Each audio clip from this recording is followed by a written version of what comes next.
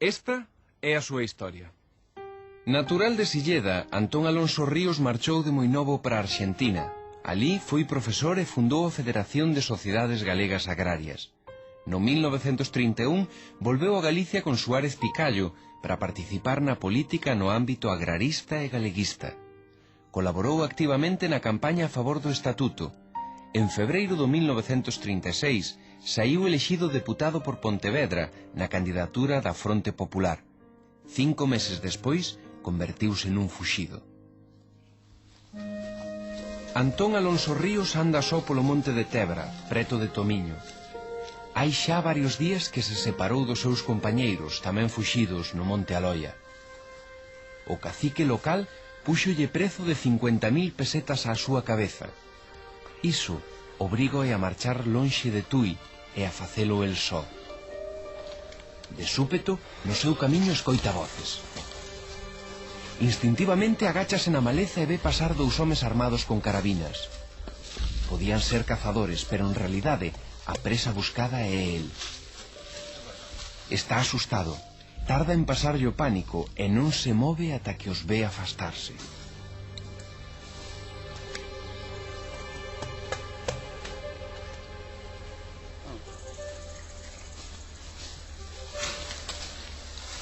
Alonso Ríos leva xa uns días dormindo no monte, deitado nos fentos. Sabe que non pode seguir así moito tempo máis. Aquel día que acabamos de relatar, Alonso Ríos decidiu que tiña que facer algo para sobrevivir. E cal foi a súa idea? Pois vestirse de pobre e botarse a pedir polas portas. Así que unha noite chegou aquí a Torroña, no concello de Oia, á casa duns amigos para pedirlles roupa vella. Aquel día, Alonso Ríos comezou a vivir como un esmoleiro. O fuxido conseguía comida en casas particulares e dormía ás veces en pousadas para pobres e outras en palleiras ou alpendres. Pero eran tempos en que se sospeitaba de todos e de todo. Coa súa nova indumentaria e coa barba moi crecida, a Antón Alonso Ríos non lle foi moi difícil pasar por pobre. Despois de andar desde Oia a Ribadavia, un día de camiño ao Carballiño, pasou por diante da porta dunha casa onde falaban varios homes. Un deles, coa vestimenta de falanxista, pediulle a documentación. Antón Alonso Ríos contestoulle que non a tiña. O falanxista instouno entón a que na próxima alcaldía pedira sin dilación papéis identificativos. Antón Alonso Ríos abandona o lugar, caviloso e matinando en que facer para construir unha identidade nova. Afranio do Amaral era un naturalista brasileiro, o organizador dos modernos serpentarios. Eu elexín ese nome e argallei a miña historia. Isto contou o propio Alonso Ríos nas súas memorias, o señor Afranio, ou Como me rispei das gadoupas da morte, memorias dun fuxido, escritas moitos anos despois da Guerra Civil. Tras o encontro co falanxista, Alonso Ríos decidiu cambiar o seu nome polo de Afranio de Amaral e fíxose pasar por un esmoleiro portugués. En outubro de 1936, Alonso Ríos, xa convertido no señor Afranio, chegou aquí a Sorribas, no concello pontevedrés de Forcarei, a pedir traballo como criado. E déronllo nesta casa, na casa da señora Carmela. Aquí soubo por un xornal que fusilaran o seu curmán, Emilio Alonso Paz, e a outros compañeiros e amigos. 10 meses despois de chegar ao lugar, o señor Afranio tivo que deixar Sorribas. Despois de fuxir de Sorribas, Alonso Ríos chegou á parroquia de Moreiras, no concello ourensán de Boborás, onde leva xa un ano traballando como xornaleiro. Aquí pensa por primeira vez en organizar a súa saída de Galicia. Escribe a un amigo arxentino para ver se lle pode enviar a partida de nacemento dun curmán para suplantar a súa personalidade.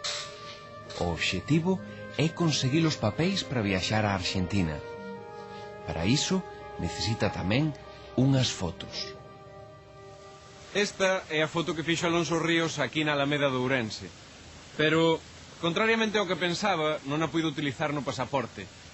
As súas xestións para fuxir a Arxentina fracasaran, así que, na fase final da guerra e perdida xa a esperanza dunha España republicana, Alonso Ríos convenceuse de que a única solución que lle quedaba era pasar a Portugal, e iso sabendo o perigo que corría. Unha noite de mediados de xullo do 1938, Alonso Ríos conseguiu cruzar a fronteira portuguesa e chegou á Serra da Peneda. Alí estivo un mes agochado nunha cova. un pastor local axudoulle a chegar ao Porto e a Lisboa. Na capital portuguesa, por medio do cónsul francés, conseguiu un embarque para Casablanca, en Marrocos. E alí, por fin, obtivo un pasaporte que lle permitiu cruzar o Atlántico e chegar á Argentina. O 29 de xullo de 1939 chegaba a este porto de Bos Aires Alonso Ríos a bordo do buque Lipari. Os exiliados recibirono con alegría porque a súa proeza foi considerada como un acto simbólico de resistencia. Remataban así 3 anos de angurias e deixaba atrás moitos compañeiros mortos. Pero Alonso era un loitador e aquí en América seguiu pelexando políticamente polo seu país. Participou xunto con Castelao en 1944 na fundación do Consello de Galiza en Montevideo. E tras a morte de Castelao, o propio Alonso Ríos asumiu a presidencia do Consello. A historia de Alonso Ríos é sen dúbida unha historia de resistencia, unha das incontables que houve durante a Guerra Civil. Foron moitos os que levaron as feridas da contenda no alén do mar, pero sería aquí onde os soños de moita xente morrerían para sempre. Soños como os dos republicanos que morreron fusilados aquí no Campo da Rata ou como os da guerrilla antifranquista que mantiveron viva a loita ata os anos 60. Como vimos, en todas as guerras houbo e segue habendo unha loita despiadada polo poder, pero tamén odio, dogmatismo e ignorancia.